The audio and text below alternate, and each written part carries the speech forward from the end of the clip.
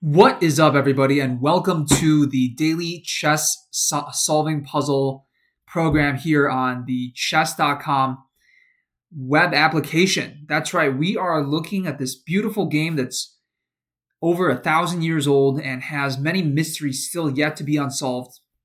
And we're looking at a position that very few people have ever even seen before, and we have a chance to study it and find out exactly what is the magical secret so that we can extract the elixir of life out of this puzzle and use it to bless ourselves in our everyday lives by sharpening our mental acuity, among other things. So let's take a look at this puzzle and evaluate it using our usual system. We're going to first come up with some Bayesian probabilities.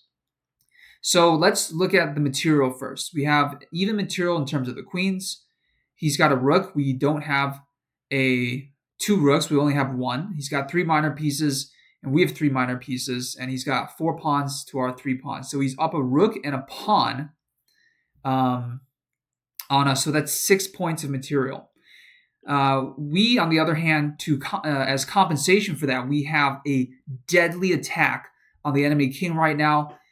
We have some checks coming in. We have the bishop that's controlling a bunch of squares. We have a rook that's glancing on the F file. We have a bishop that can potentially move to E3 with a check or to maybe pin this rook. A lot of different possibilities here that are compensating and giving us potentially an advantage. Well, definitely an advantage because it's a puzzle. And the opponent doesn't really have counterplay against our king. I would say our king is pretty safe over here on the H8 square. I would give him a 2 out of 10 king safety. I would give us a 6, maybe even 8 out of 10. He does have a bishop here that's pretty active, just trying to see different things as I'm looking at it and point them out to you guys. The piece activity-wise, again, going off of that thing that we said about king safety, with so much of our forces concentrated on his king, our forces, by definition, are then pretty active. Our queen is doing a lot on the H file, potential clearance attacks. This pawn is kind of a thorn on our side right now. It's forking two of our pieces, so that makes me feel like the first move very likely is to take the pawn with a check, but we'll see as we start to calculate. I'm seeing a couple different ideas that I'll get to as we progress into the candidate move section of our analysis. His piece activity is also pretty good. He's got a battery going down on the E file. He's got attacks going down on the F file through this bishop. He's got, this bishop that's pretty active, but his two knights here, exactly 6 points of material, are kind of out of play. And if we can exploit that to our advantage, then we can really be doing well here. So now let's look at the probabilities. I would say that the chances we can checkmate the king are pretty high. He does have a good defensive setup along the second rank here, to his credit. But we have checks coming in. I would say that chances of a checkmate are maybe 30%, 40%.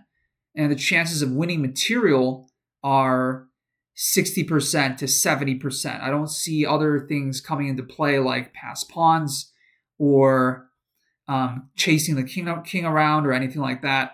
I think we're either going to checkmate him very quickly or win some material using the threat of checkmate that forces him to have to respond to us. So we'll establish that as the first set of Bayesian probabilities. And now let's look at candidate moves. So the first move that I'm considering here is queen takes G3 check. He can move to a couple of different ways to dodge the check or get out of the check. He can withdraw his king to the H1 square, putting it in the corner where it looks a little bit unsafe potentially. But I don't see an immediate way to break through after that. We can give a check with our bishop. He can just take that bishop with his rook, and that rook is also guarding the H2 mating square. We could, bring our knight into H4, but without any other heavy pieces, it's hard to see how we can even deliver a check unless we're threatening bishop G2, rook takes, and then knight takes. but that's not a check, and his queen can just take back here, and it looks like he would be winning a bishop and a knight for just a rook in that case.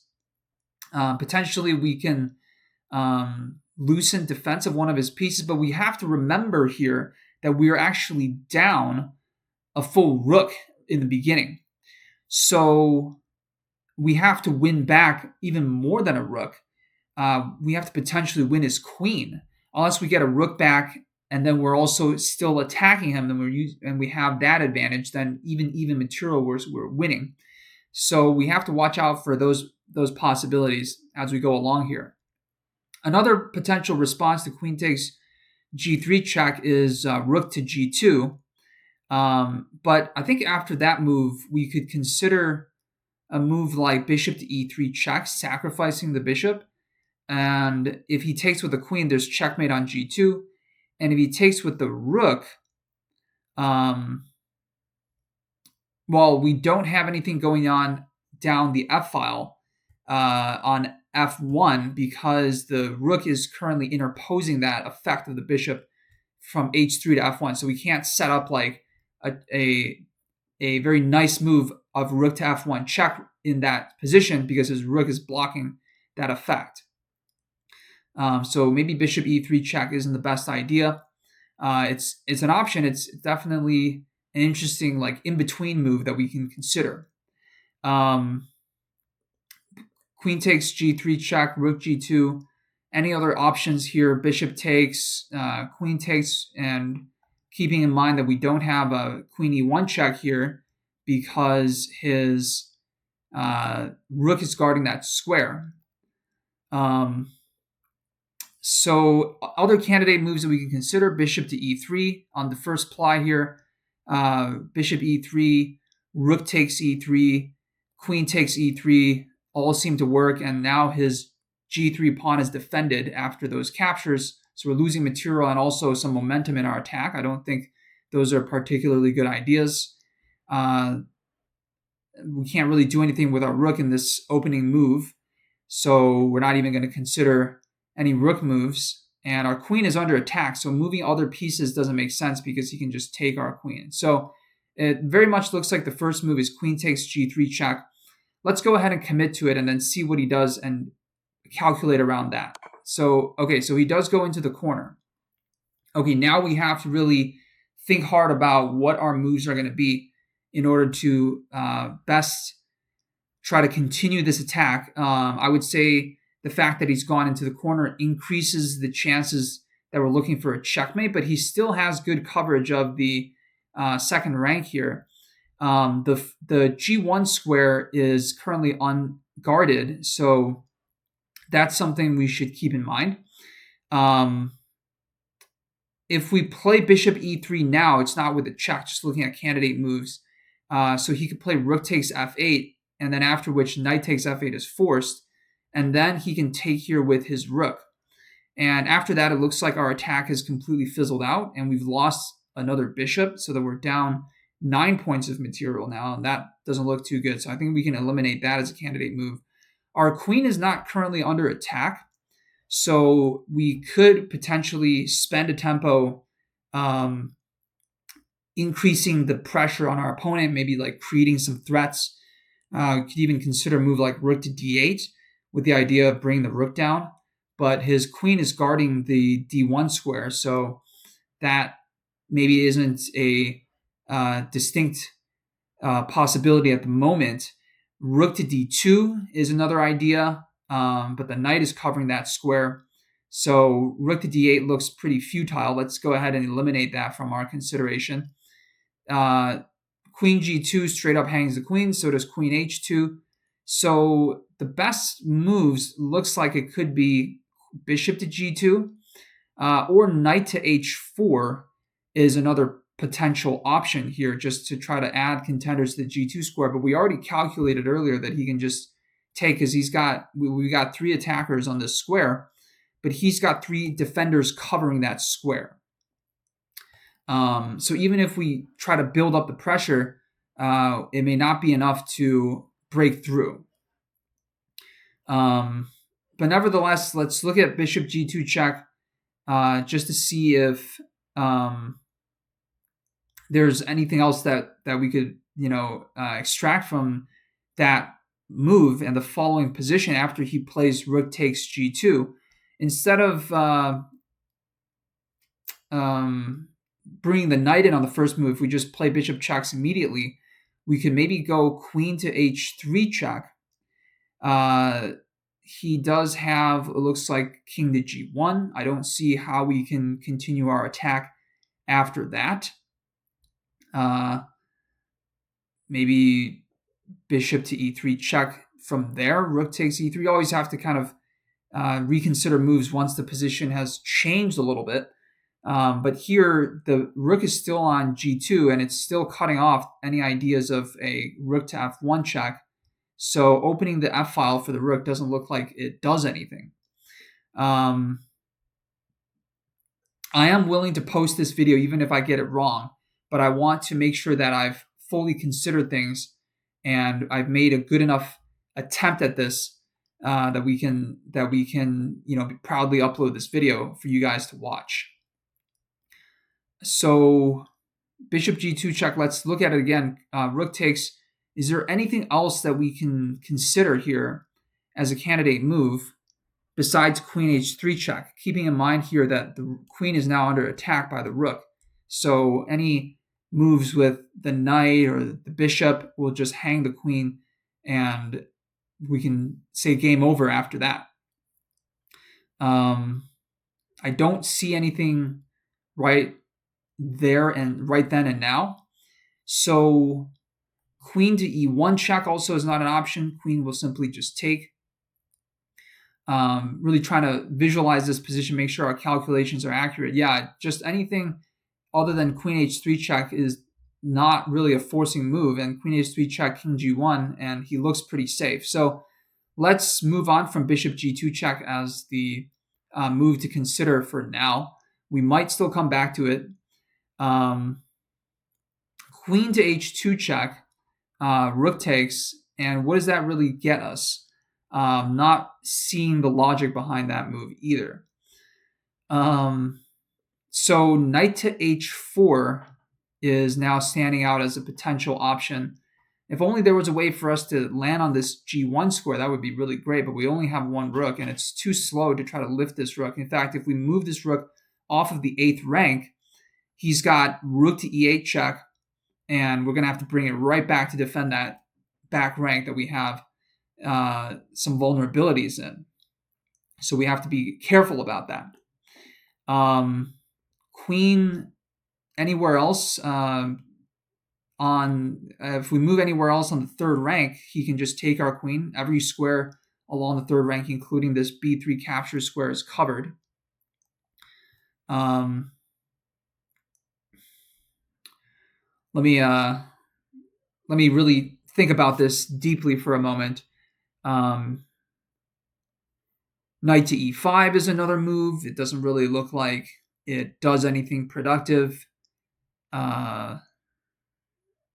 His stranglehold on the 2nd rank is just so strong that it looks like we don't have enough material to break through. His 1st rank defenses are actually kind of weak, but we don't have pieces that can land on the 1st rank quickly. We could consider, I don't know, sacrificing the rook, sacrificing the queen here on f2. Queen takes f2, and then trying to do something like a discovered attack with the bishop. But it doesn't look like there's anything productive that can come out of it. We can move our bishop back to like d6 or something like that to uncover this attack on the queen. And let's say he moves his queen out of the way to e2. Then we could give a check on f1. And in fact, that's a very good looking check because he would have to take with the queen, otherwise it's mate. So trying to set something up along the back rank here looks like it's a potential option, actually. So this is a weird move to consider, and I'm almost certainly sure that it's wrong. But let's say queen takes f2, queen takes f2, and then bishop, let's pull it all the way back to b8. So we've traded off a rook for the queen, and we're threatening to now bring our rook to the f1 square with a check. But the f1 square is currently covered by his bishop on c4. So he's not super concerned about that. He can just move his queen out of the way to like e3. And if we try to give that check on f1, he'll just take it with his bishop. So that sequence doesn't look like it gets anything. Queen takes f2, queen takes f2. Is there anything else that we can consider in this position? Bishop to, well, we have to open up the f file, right? That's the whole idea of attracting his queen to that square and getting rid of the rook. So bishop to d2. I don't know, like, if this makes much of a difference. His knight's just going to take it. Well, his knight can't take it because his queen's under attack. He's got to move his queen first. But either way, rook to f1 is covered. So let's move on from that variation. Queen takes f2, bishop back to c7 or b8. Honestly, if he was really threatened, he could even just trade off this rook, and we would have traded a rook and a queen off for a rook and a queen, and we didn't gain any material back, even though he sacrificed back in that sequence. So let's try to consider something else entirely, see if there's any other ideas that could work for us. Bishop e3, just looking at this move again, rook takes f8, knight takes f8, and we have a mate in one threat on g1. The problem is that he can just take with his rook, take the bishop with his rook. And after that, it looks like we don't have any continuations because we've lost our rook, we've lost our bishop, and we only have this light square bishop, and it's not doing anything other than attacking the g2 square, which his queen is already covering pretty well. Knight to h4, we can look at this move again. It's not threatening anything. Or is it threatening something that we're not seeing? Is there something we can analyze about this move? Knight to f3, knight to g2, knight to e5, knight to e7. Just looking all around the board now. We're coming up on 18 minutes. We still haven't found the second move yet, so we're very behind on this puzzle. The second move has really consumed us. So I'm willing to spend another couple minutes on this. So let's see if we can make any further reasonable conclusions out of what we're seeing here in front of us. Bishop to c1, bishop to d2, just considering all of the legal moves at this point. Queen to h2. Screw the puzzle for a moment. Let's talk about something else just to reset our perception, borrow an idea from the last video that we reviewed. So today I went to a pizza place and I got some wings. And the wings that I got were covered with cayenne pepper because there were 4 spice levels. From Buffalo, New York, the birthplace of the chicken wing, the buffalo wing rather. And I ordered the hottest sauce that this pizza place had. And they put some cayenne pepper in it to really ramp up the spice level. And I got through the whole set of wings. I ordered 10 wings. They were like $16. But the buddy that I was going with, his family owns the place. So we got food for free, which was really awesome. And no one else even wanted to try the wings that I had ordered. Everyone was just sticking to their pizza. Although they said it smelled really good. They could smell like the spiciness of the pepper, even from like across the table. So that was a kind of a highlight of my day. Those are really delicious. I try to eat pretty healthy most of the time. I eat home cooked meals. This week I'm eating tomato and egg fried noodles. It's a recipe of my mother's. that I make. It's really good, and you can put peppers in it too and eat it with like a spicy noodle flavor, which is really nice. So what I do with that recipe is I cook the tomato and eggs, and then I save it in the freezer. And whenever I go to eat it, I just thaw the rice and the eggs and the tomatoes, and then I cook a fresh batch of noodles. So the noodles are always made fresh. Because if you leave the noodles around, like in the fridge or something, they'll get all soggy and they will have like absorbed all the moisture in the noodle broth. So it gets kind of like gross to try to eat it. Um, let's see. Thanksgiving is coming up. I have a break for school. I'm not really going anywhere. I'm not going to go visit my parents because I'm going to see them over the winter break. So I'm just going to stay around here, maybe have like a Friendsgiving with a couple of people from the area, and maybe have like a potluck dinner or something like that. I haven't really made any plans yet, but I'll ask around and see what people are up to. I'm kind of a last minute person when it comes to the holidays. Okay, let's jump back into the puzzle and see what we're seeing here.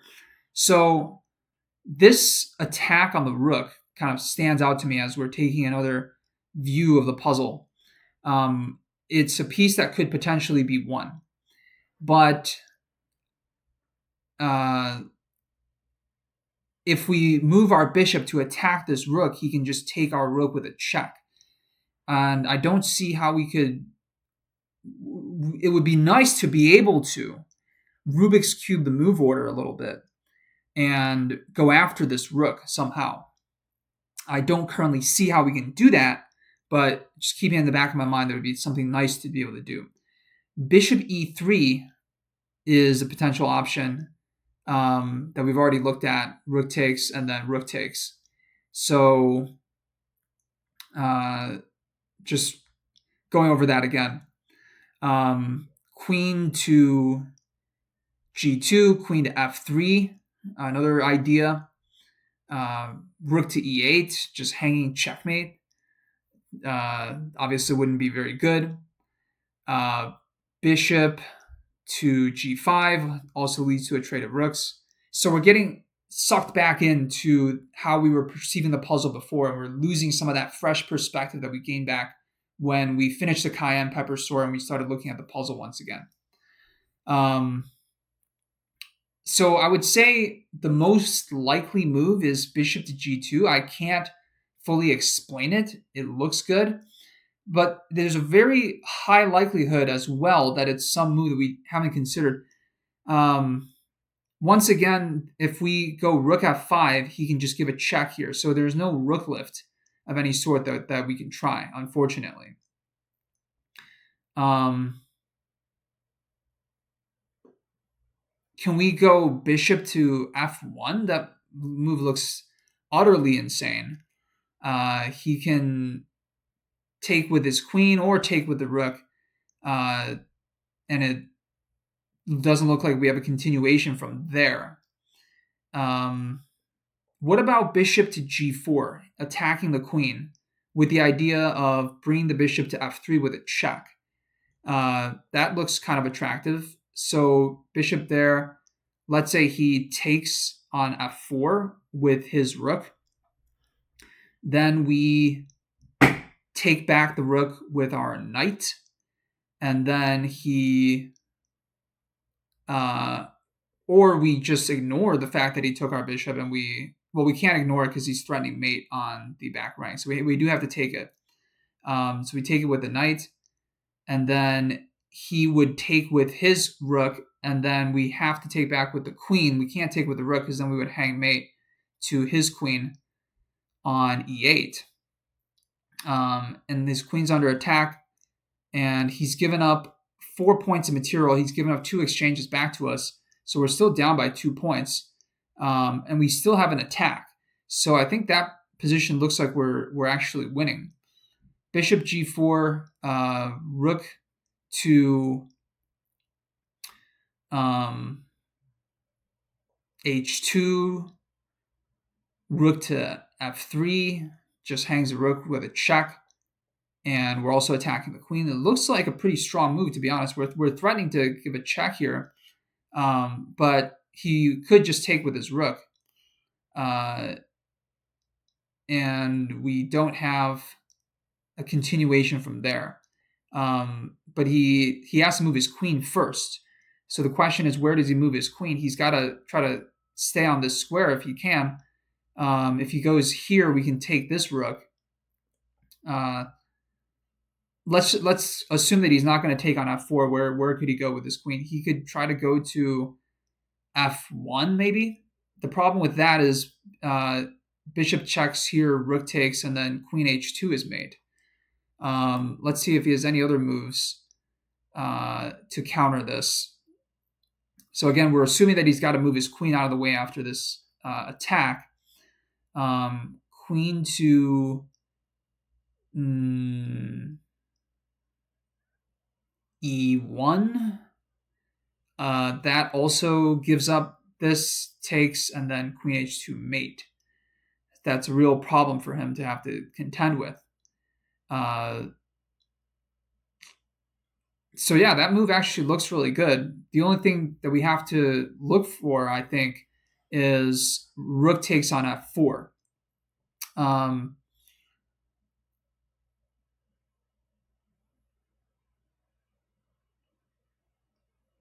Rook takes on f4, knight takes on f4, rook takes on f4, queen takes f4, and I think we're winning after that because we have such a strong attack still.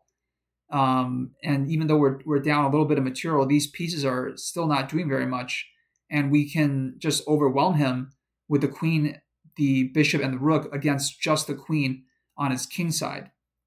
So let's go with that evaluation and go ahead and play the move bishop to g4 and see if it's correct. And it is. And that's the end of that puzzle. Okay, awesome. Let's look at the analysis now and see exactly why bishop to g4 was the correct move. So takes, queen takes g3, king to h1, bishop to g4. And there's a bunch of lines here that I would like to look at. So if he takes on f4 with, not that rook, but with this rook so that he threatens mate. So knight takes f4 is the correct move. And then if rook takes f4, so yes, we have to play queen takes f4. So we calculated this far, and we said that these three pieces would be enough to continue the attack. And in fact, it is a mate in 7 from here. I'll put the link to the puzzle in the description so you can explore this for yourself later on. Awesome. So that's the end of that puzzle. Hope you guys have enjoyed this video. I came at it with an intensity because we wanted to explore the puzzle. We wanted to extract the fruit of the puzzle. And I would say the main takeaways that we can draw from this is that the best move is often not obvious in the beginning, especially if you're dealing with a life situation that has a lot of complexity to it. But you can arrive at it if you know that the first impulses that you have, these first instincts that you have, are incorrect because you fully thought them through. And then you have this patience and this wisdom in knowing that something good will come. You just have to wait until your perception shifts enough so that you can finally be able to see it. And that's exactly what happened with this move bishop to g4. And even when we discovered this move, we couldn't fully define whether how it was perfect, but we liked a lot of elements from it. It just checked off a lot of boxes, and it looked like we can really carry through a really strong attack and initiative, allowing us to fully take advantage of the benefits that we had in our position. Another lesson that we can take away from this is the fact that we have a lot of resources. We have a resource imbalance on the king side. So we're looking for ways to capitalize on that advantage, whether by looking for a checkmate or a way to win some material. And in life, we often have these imbalances. We have areas in our life where we have a lot of investment, we have a lot of leverage. So it's good to start our calculations by looking at that particular area before moving to something else that's a little bit more fringe or unlikely, even though those fringe techniques can also come into play. So those are the two main lessons we can take away from this puzzle. That's a representation of our lives. And I'll see you guys tomorrow with another video.